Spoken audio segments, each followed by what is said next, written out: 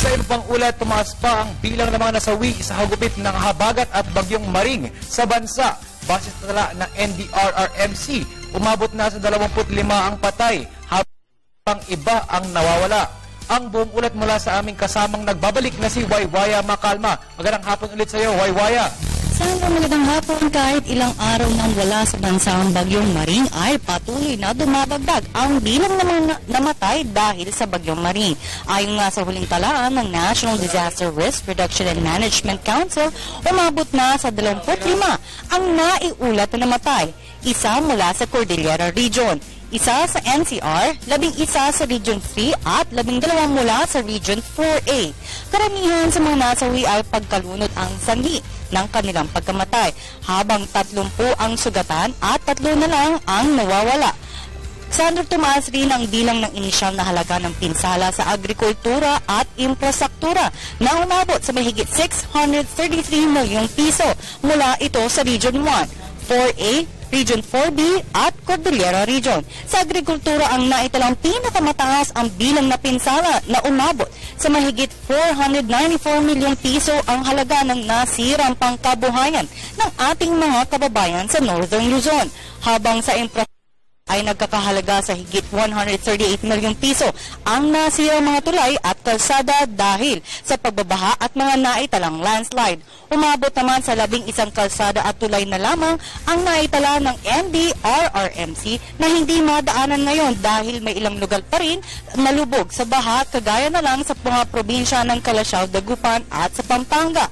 Sa Cordillera Region naman, ang naitalang ilang insidente ng landslide dahil sa lakas nga ng ulan dulot ng bagyo.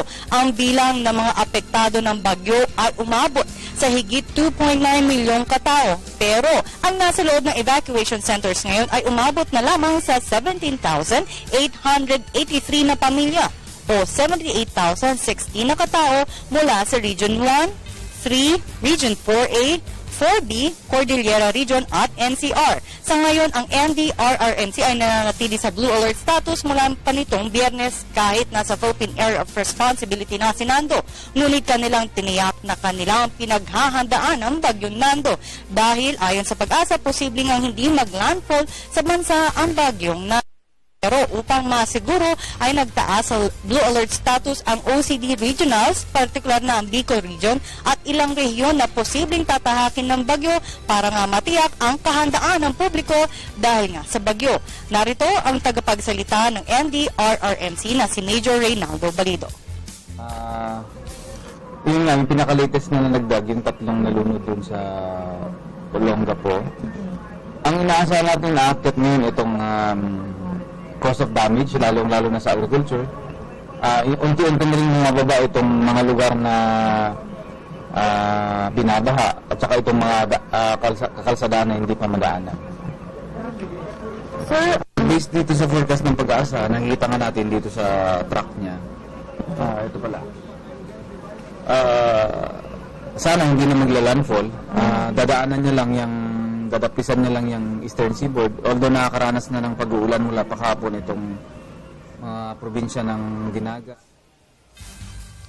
At Sandro, yan po ang tagapagsalita ng NDRRMC na si Major Reynaldo Balido. Sandro, mula dito sa kampo, kasama ang buong News Report.